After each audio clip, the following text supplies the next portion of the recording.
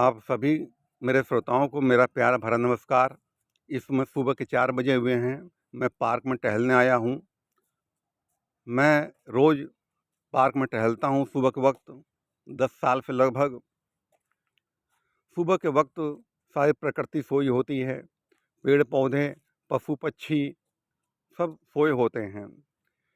आपके जीवन में अगर कोई जटिल जटिल समस्या है, परेशानी है, तो सुबह टहलें, अपने आप से बातें करें।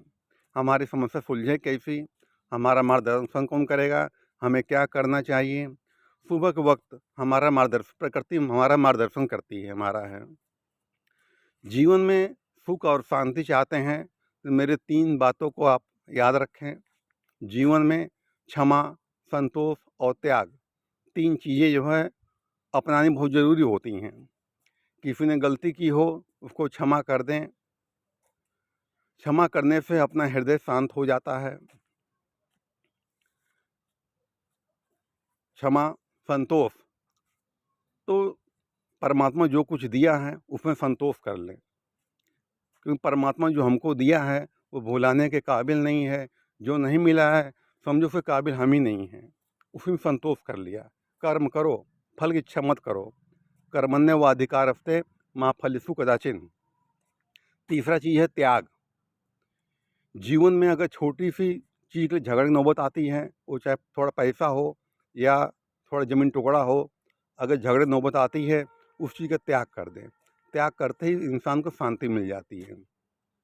जैसे इंसान को कब्ज़ के बाथरूम लगी हो तो बेचैन परेशान घूमता रहता है, जो ही त्याग करता है तो ही शांत हो जाता हुआ है। उल्टियाँ आ रही होती हैं, जी मचला रहा होता है इंसान का, जो ही त्याग करता है तो ही वो शांत हो जाता हुआ है। हर इंसान जीवन में कोई न कोई परेशानियाँ होती हैं, वो परेशानियाँ अपने साथ समाधान लेके आती हैं। लेकिन जब विचार करें, भ्रमण करें उसके ऊपर, वो चिंतन मनन करेंगे तो वो अवश्य कोई न कोई परमात्मा मार्ग दिखाता हुआ है और समस्या सुलझ जाती है। ये है, सुबह के वक्त मैं टहलता हूँ, ध्यान करता हूँ। ध्यान करने से मन एकाग्र हो जाता है, मन शांत हो जाता है और बैठ के चिंतन मनन करने से सारी समस्याओं का समाधान होता है। ऋग्वेद कहता है, जो ज्ञानी पुरुष होता है, जब उसको कोई दुख दे देता है, धोखा दे देता है, अपमान कर देता है, तो वो ज्ञानी पुरुष जानता है कि कसूर इसका कोई नहीं है, मेरा है कोई कर्म, इस रूप में दंड दे गया। ऐसा प्राणी उसको क्षमा करता है और शांति को प्राप्त होता है। लेकिन जो अज्ञानी और मूर्ख मनुष्य होते हैं, वो दूसरों को दोषारोपण करते हैं कि इसने मेरा नुकसान कर दिया, इसने बिगाड़ दिया। हकीकत ये होता है, मेरा कर्म है, उससे चुकता करना था, चुकता कर लिया। ज्ञानपूर्ण लक्षण होते हैं ये हैं। इस वक्त सुबह के लगभग 4 बज रहे हैं। कुछ लोग टहल रहे हैं, यहाँ पर हैं।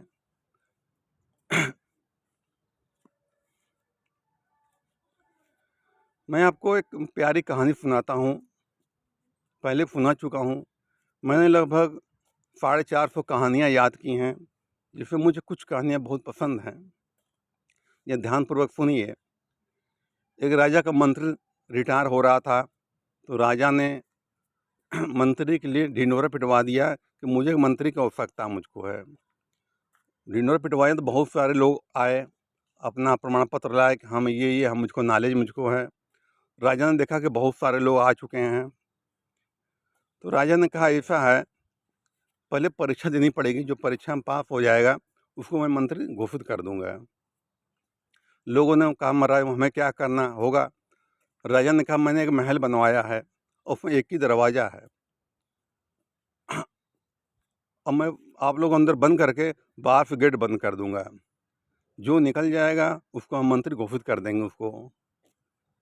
लोगों ने सोचा अजी पागल आदमी है, एक ही दरवाज़ा है, जब बंद कर देंगे हम निकलेंगे कैसे हम लोग। तो अपना सब आवेदन पत्र वापस मांगने लगे, सब जाने लगे। आखिर में 3 आदमी बचे, 2 विद्वान बचे, एक परमात्मा भक्त बचा, वो भी ज्ञानी पुरुष था। तीनों को कमरे अंदर बंद कर दिया गया, बाहर गेट बंद कर दिया गया। जो ज्ञानी पुरुष विद्वान थे, वो अपने साथ में पोथी पत्रा ले गए थे कि कोई उपाय मिल जाए पुस्तकों में कि बाहर से गेट बंद हो, अंदर से खोल लिया जाए। लेकिन किसी पुस्तक में ऐसा जिक्र नहीं है कि बाहर से गेट बंद हो, अंदर से खोल लिया जाए। जो तीसरा व्यक्ति था ज्ञानी, वो जाके लेटा, तो विद्वानों का खाली खाने पीने के आया हुआ है। 3 दिन टाइम दिया गया हुआ था, खाने पीने पूरी व्यवस्था वहाँ पर रखी हुई थी। वहाँ पर वो जब तीसरा दिन हुआ तो विद्वान अपना पोथी पत्रा लिए थे, अपना देख रहे थे। ये विद्वान जो था, ज्ञानी पुरुष था, ये आंख बंद करके बैठ गया। थोड़ी देर में उठता है और जाता है, गेट पकड़ता है, खोलता है और बाहर निकल जाता है। वो राजा ने माला पहना दी, भाई मंत्री घोषित हो गया, बाहर निकल आया। उन विद्वानों ने कहा, महाराज ये राजा बन गया, हमें कोई दिक्कत नहीं है, लेकिन उसने खोला कैसे, ये राज बता दें। राजा ने बुलवाया उसको और कहा, तुमने गेट कैसे खोला ये? उसने कहा, महाराज जब आपने अंदर बंद कर दिया, 3 दिन टाइम दिया, तो मैंने पुस्तकें जो पढ़ी थी, किसमें ऐसा विचार नहीं था, ऐसा ज्ञान नहीं था कि बाहर से गेट बंद हो, अंदर से खोल लिया जाए। तो कहता, महाराज मैं बैठ गया, अल्लाह का परमात्मा पुकारने, ए मेरे मालिक मुझे रास्ता दिखा, मैं क्या करूं? ए मेरे मालिक मैं गेट कैसे खोलूं? ए मेरे मालिक मुझे रास्ता दिखा। वो कहते कहते कहता, महाराज मैं शून्य हो गया। मेरे भीतर से आवाज़ आई, तू चेक तो कर ले दरवाज़ा बंद है भी कि नहीं। कहता, महाराज मैं दरवाज़ा चेक करने गया, केवल पकड़ा और अपने आप खुल गया और मैं बाहर निकल गया। तो कहने का मतलब क्या है, जीवन में कोई समस्या आपके है, कोई समस्या, किसी भी तरह समस्या हो, जिसको मानते हैं, जिस देवी देवता किसी को मानते हैं, आप एकांत में बैठो, उस परमात्मा को पुकारो, ए मेरे मालिक मुझे रास्ता दिखा, मैं क्या करूं, मेरा मार्गदर्शन करो। तो मैं यकीन से कहता हूं कि कोई न कोई मार्गदर्शन परमात्मा अवश्य करता है। कहीं से वो जरा सा क्लू देता है, इशारा करता है। परमात्मा दयालु है, कृपालु है, सबकी बात मानने वाला है, हर मुराद पूरी करने वाला है। ये सारा कार्य प्रकृति ही कर रही है। दुनिया में जो देख रहे हैं, जो कुछ हो रहा है, ये प्रकृति द्वारा ही किया जा रहा है। ये है, और वास्तव में दुनिया में हर कार्य प्रकृति स्वयं कर रही है, स्वयंभू हो रहा है। पेड़ अपने आप बड़ा हो रहा है, फल अपने आप लग रहे हैं, फूल अपने आप आ रही हैं, पत्तियां अपने आप आ रही हैं, बच्चा अपने आप पैदा हो रहा है, बच्चा अपने आप बालक हो रहा है, किशोर हो रहा है, जवान हो रहा है, बूढ़ा हो रहा है। अपने आप सारा कार्य प्रकृति स्वयं कर रही है। इंसान कहता है मैं करता हूँ, ये इंसान का अपना अहंकार है। इंसान के बस में कुछ है नहीं है। कबीरदास कहते हैं, न कोई तेरे बस बंदे, न कोई मेरे बस बंदे, सब खुदा के हाथ में है। हम सब खुदा की मोहरें हैं, चाहे जैसे केले खुदा के हाथ में है। तो अपने हाथों में खाली कर्म करना है, फल की इच्छा मत करो। फल तो मिलेगा, फल कब मिलेगा, कहाँ मिलेगा, कैसे मिलेगा, ये हम नहीं जान सकते।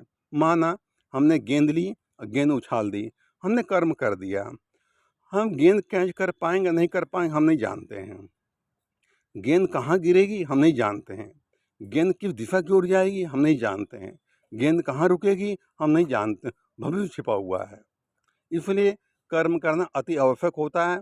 और सुबह ब्रह्म मुहूर्त में उठने की आदत डालें, थोड़ा टहलें, अपने आप से बातें करें, वरना एक बेहतरीन इंसान से बात करने का मौका आप चूक जाएंगे। ठीक है, इस बातों के साथ मैं धन्यवाद देता हूँ।